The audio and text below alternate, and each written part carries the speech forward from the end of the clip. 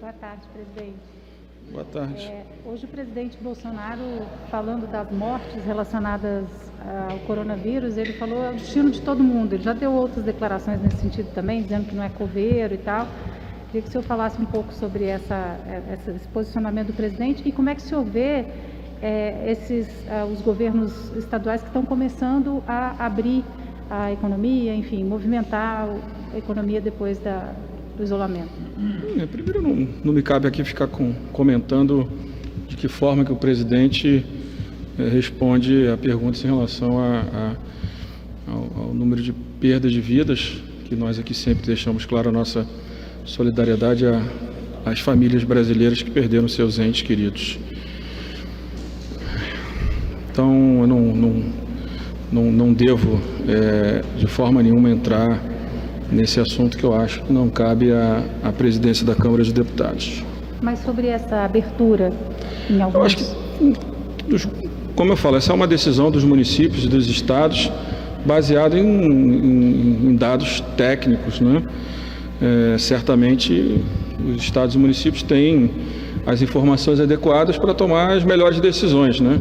Onde o vírus já tem o maior número de contaminação, onde está muito pequeno o número de contaminação, para tomar a sua decisão. O importante é que as decisões sejam tomadas em base a números, a dados, para que o resultado seja o esperado, que se possa ir recuperando a economia, mas que a gente não corra o risco de ter um agravamento da curva de infectados e aí sim uma crise maior na rede de saúde pública no Brasil. Acho que esse cuidado que a gente precisa ter, não correr o risco ainda estarmos numa primeira onda, ou acelerar essa primeira onda ou gerar uma segunda onda, que aí sim você vai ter um número maior de mortos e junto com isso uma depressão econômica ainda maior. Mas certamente os governadores e os prefeitos estão tomando as decisões baseadas em informações técnicas para que possam avançar de forma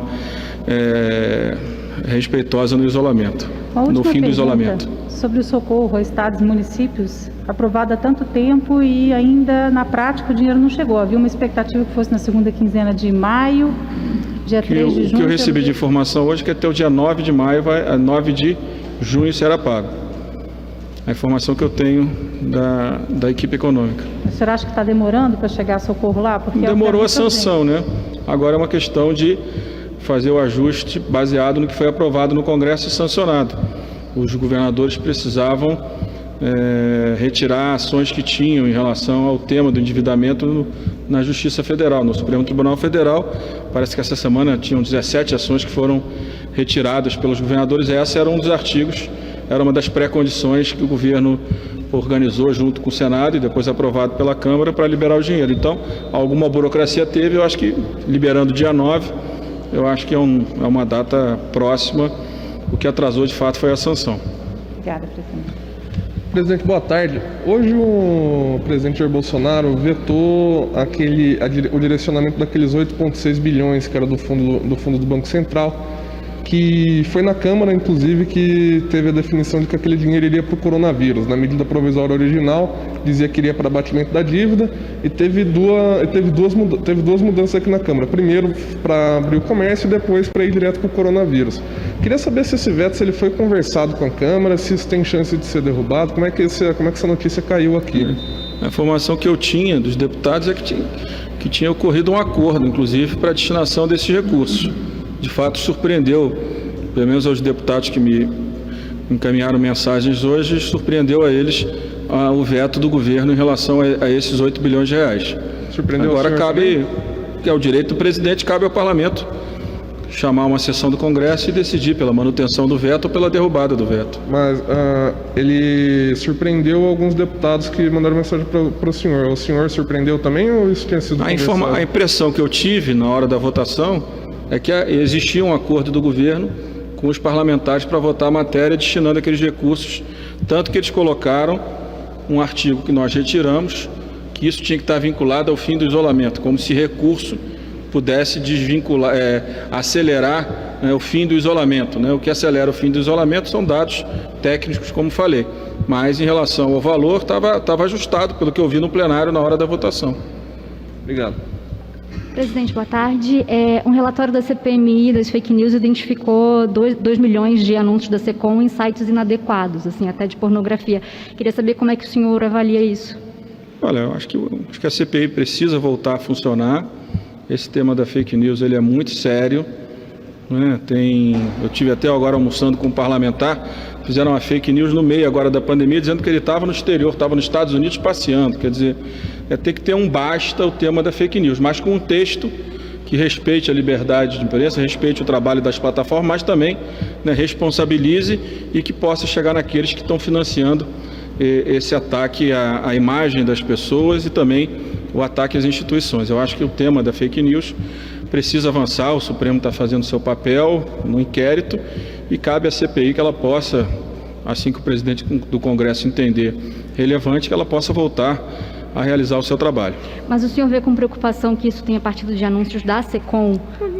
A investigação está sendo feita pela CPI, certamente a CPI, chegando ao resultado, vai encaminhar ao Ministério Público para que tome as decisões, as atitudes corretas em relação a essa distorção ou esse desvio de dinheiro, de finalidade de dinheiro público em relação ao seu objetivo, que deveria ser informar a sociedade, não desinformar a sociedade. Agora, é uma investigação. A gente precisa aguardar se de fato há dados, existem dados concretos. A CPI deveria organizar uma sessão, encaminhar os seus dados para o Ministério Público ou continuar o seu trabalho e chegar a um relatório final que seja propondo uma nova lei, que a gente já está avançando Câmara e Senado, né? Então acho que isso já está superado, mas que ela possa avançar nas investigações, claro, e o seu resultado certamente encaminhado ao Ministério Público. O senhor acha que é o caso dos projetos que estão sendo discutidos aqui no Congresso tratarem sobre isso também, sobre anúncios, enfim, do governo? Não, acho que a Câmara tem que tratar de fake news, tem que tratar do caminho, né, para como é que o dinheiro chega nessas fake news, né? Eu espero, né, que o governo não tenha feito isso de forma organizada, tenha sido um erro, porque de fato, óbvio que a lei vem com a intenção de dar mais transparência e uma melhor informação para que a gente saiba de fato quem está patrocinando e financiando de forma objetiva as fake news no Brasil. Obrigada. Presidente, a gente viu no Valor um levantamento que mostrou muita fraude nesse processo de pagamento do auxílio emergencial. Eu quero saber se o senhor entende que, de alguma maneira, na primeira etapa da discussão aqui na Câmara, os senhores deixaram de impor medidas e travas mais duras para a concessão desse benefício e se isso, numa eventual prorrogação, deve ser discutido num novo projeto aqui, travas mais duras para evitar fraudes. Eu acho que não, acho que essa é a atribuição do Poder Executivo. Acho que o Poder Executivo, todo o cadastro único, ele sempre foi construído através dos municípios. Os municípios é que organizavam o cadastro e, junto com o governo federal, organizavam os programas sociais, principalmente o Bolsa Família. Dessa vez, o governo não quis utilizar da estrutura de municípios, O Ministério da Cidadania, junto com a Caixa, resolveram fazer essa operação de forma isolada. Está dando problema e eu espero que esses problemas sejam corrigidos, pelos órgãos de controle do governo federal. O correto era que nós tivéssemos incluído dentro do cadastro único, junto com os municípios, para que exatamente esse tipo de problema não ocorresse no volume que vem ocorrendo desde o início do programa.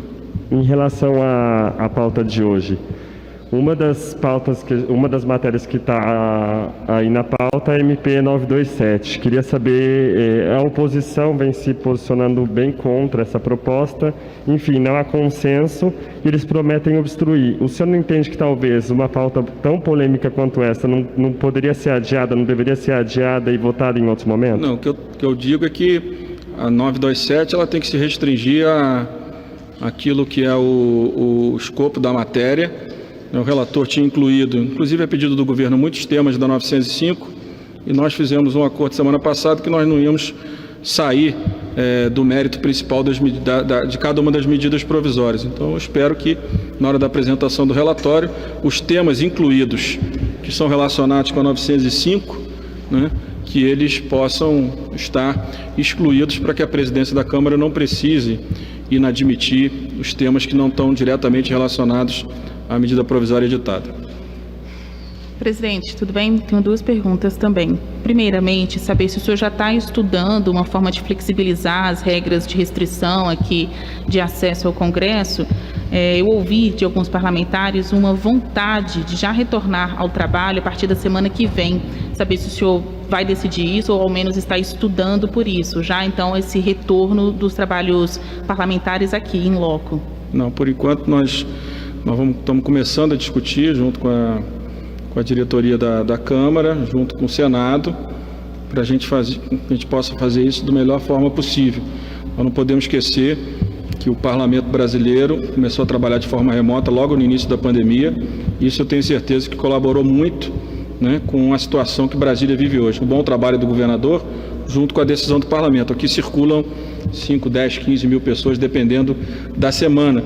Nós ainda temos muitas cidades que são portos, né, aeroportos importantes para transferência, né, para viagens de pessoas, né, políticos e de pessoas interessadas de visitar Brasília, né, de cidades que ainda estão com um número muito alto de contaminados. Nós vimos os números de mortos ontem no estado de São Paulo, que bateu recorde.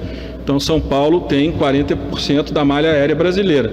Então, como a malha aérea está muito restrita e em junho só cresceu 17% em relação a maio, quase todos os voos você precisa passar por São Paulo. Então nós temos que tomar um cuidado para que a gente não antecipe o fim do isolamento e que essa ida de parlamentares por São Paulo vindo para Brasília e da sociedade que com os parlamentares presentes vão ter interesse também de voltar a Brasília, que isso não traga, né, maiores problemas para o Distrito Federal e seu entorno. Então, e para os próprios funcionários e parlamentares que trabalham no Parlamento brasileiro, que nós também temos que prezar e cuidar pela vida de cada um dos nossos funcionários e também dos parlamentares. Então, nós vamos ter que pensar com cuidado. Acho que o mês de julho talvez seja o momento mais adequado, com protocolos. Como é que você faz com os parlamentares acima de 60 anos que ainda não tiveram o vírus? Como é que você faz com aqueles que têm comorbidade? Né? Então, são dados, né, que a gente precisa analisar, né, organizar a partir desse período também a testagem de cada uma das pessoas na entrada do parlamento, testar toda a testagem que eu digo de avaliar se as pessoas estão com febre ou não estão, fazer todo aquele protocolo e também ter uma estrutura para que a gente possa testar os funcionários e os parlamentares para ver direitinho qual é o nível de contaminação do nosso universo. Né? E segundo, depois avaliar em segundo momento como é que você vai abrindo o parlamento com maior presença da sociedade. Mas não é uma decisão fácil, simples. Eu acho que para a semana que vem você não tem condições nem da malha aérea, você gerar as condições para que os parlamentares possam, mesmo que nós tivéssemos todas as condições de ter os parlamentares em Brasília. Segundo, como é que faz com o plenário? Né? Se você tem muita gente que ainda não teve o vírus, como é que você faz para ter 300, 400 pessoas dentro do plenário?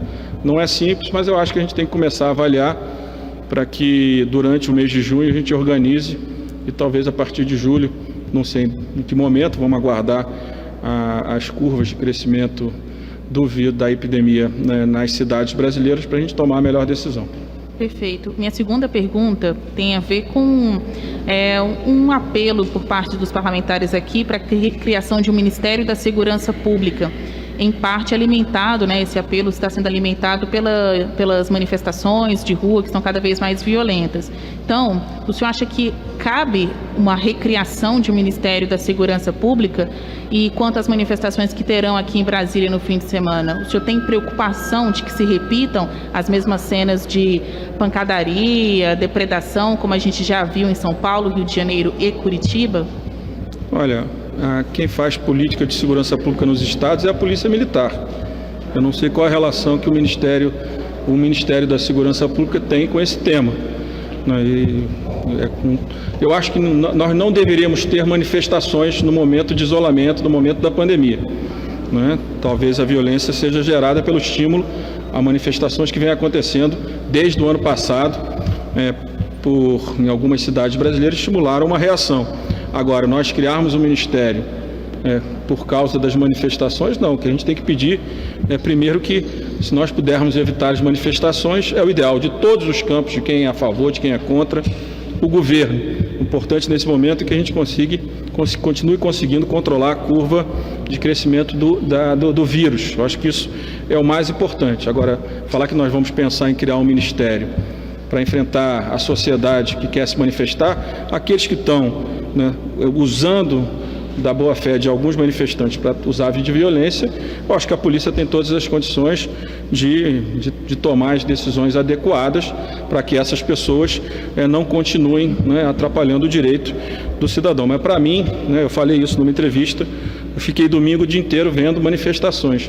Eu acho que a gente, no momento onde nós chegamos a mais de 30 mil mortos, a gente deveria estar preocupado em salvar vidas, empregos e renda da sociedade e não, né, vendo um domingo inteiro de manifestações. Mas, da mesma forma que eu não acho que o Ministério da Segurança deva ter como objetivo a sua recriação, né, cuidar da manifestação, até porque as manifestações precisam ser cuidadas pelas polícias militares dos estados brasileiros.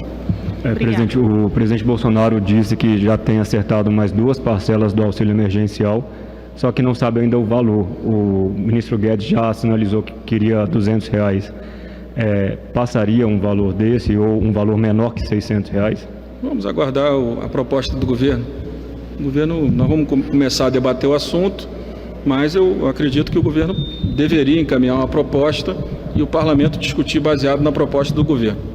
E o senhor está falando sobre a retomada de sessões possivelmente em julho. E retomada de pauta fora da pandemia, por exemplo, a reforma tributária que se pensava antes. Estamos querendo voltar à discussão das matérias, principalmente da discussão dessas matérias a partir de julho. Não necessariamente presencial, mas tem muitas matérias que o debate pode ser feito de forma remota e as reuniões de forma remota têm funcionado muito bem aqui no parlamento, na sociedade. Acho que é um instrumento que veio para ficar. Comissões, inclusive, e quais seriam os temas? Nós temos que avaliar.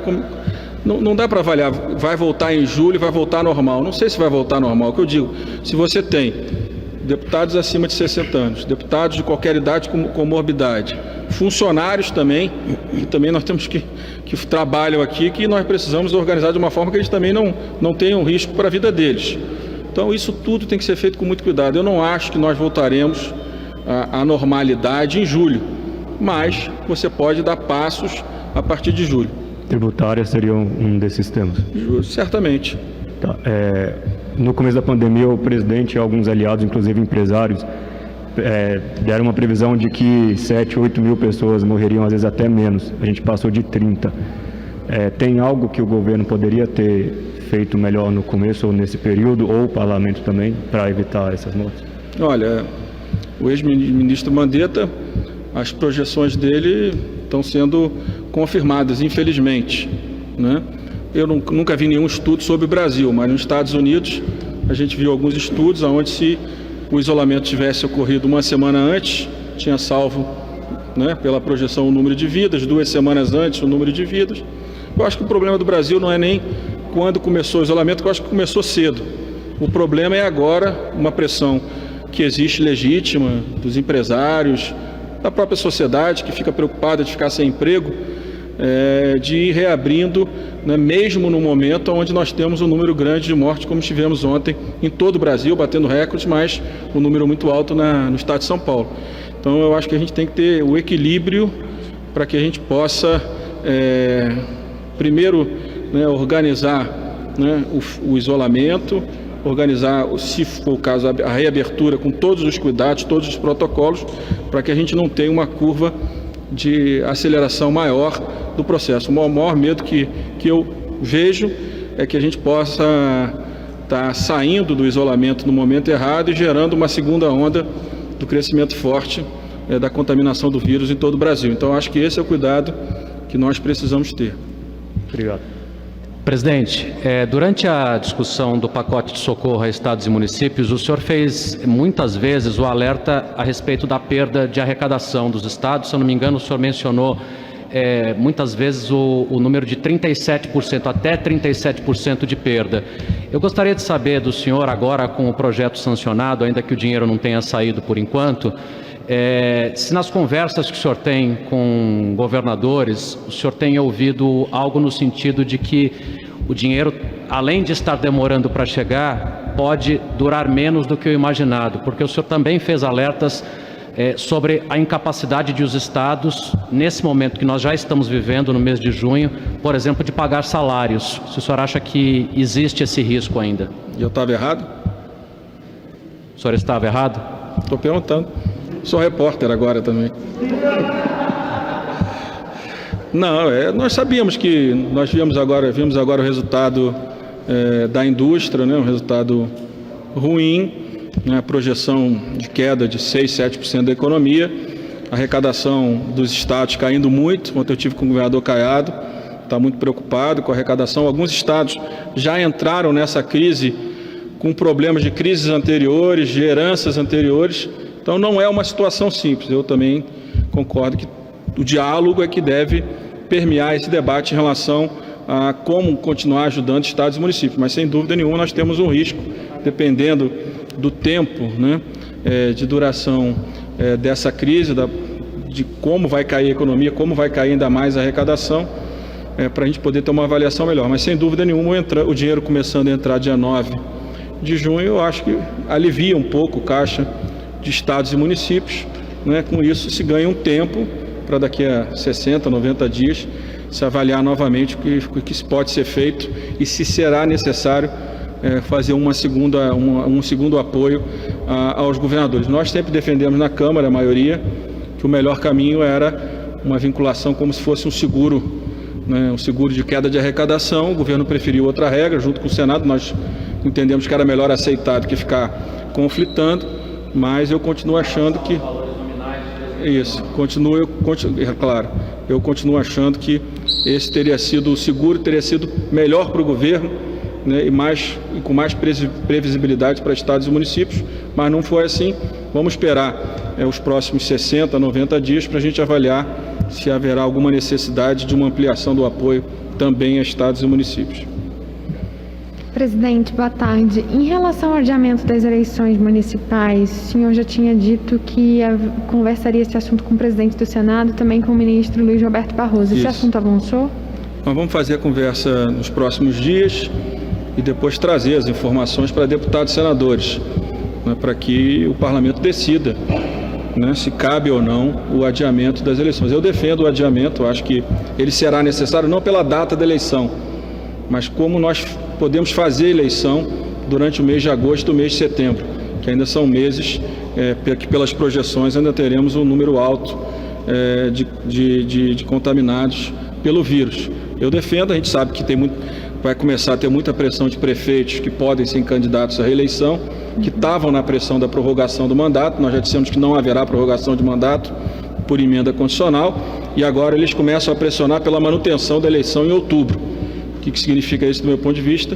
Aqueles que estão no cargo ou queriam uma prorrogação ou não querem uma eleição democrática do meu ponto de vista, né? Respeitando a opinião dos outros, porque eu não sei como é que alguém que não está no cargo vai conseguir fazer eleição em agosto, setembro. É minha opinião, como vai chegar na sociedade, apenas pelas redes sociais, que alguns chegam, outros não. Mas esse debate tem que ser feito de forma transparente, uma primeira reunião nos próximos dias com o presidente do TSE, o ministro Barroso, com o presidente do Congresso, para que a gente possa sentar, pegar os números. Certamente o ministro Barroso já está organizando, né, informações das condições de trabalho do Tribunal Superior Eleitoral, e nós devemos trazer essas informações aos líderes para que o plenário da Câmara e do Senado decidam qual é o melhor caminho, a manutenção ou a transferência da data para novembro ou dezembro. Só uma última pergunta ainda no assunto das fake news. A gente vem acompanhando uma tentativa ali, uma mudança de postura do governo em relação, né, ontem o presidente e alguns ministros que compareceram à posse do ministro Alexandre de Moraes lá no TSE. Eu queria saber se essa tentativa aqui do Congresso em discutir um projeto, como o senhor falou ontem, consensual com o presidente do Senado, para criar uma legislação específica, isso também poderia ser uma forma de certa forma, distensionar a relação entre os poderes, por causa dessa questão? Tem um inquérito em andamento? Olha, eu não tenho nenhuma preocupação em relação a esse tema. Esse tema da fake news é um tema que tem atingido a nossa democracia, as nossas liberdades, né, o nosso direito de crítica. Não estou criticando o governo, estou dizendo nas relações no Brasil e no mundo. Fake news passaram a ser um problema no Brasil, um problema muito grande, segundo os textos que nós lemos em relação a quem entende do mundo e acompanha o tema da internet no Brasil e no mundo. Então eu não acho que isso vai melhorar ou piorar.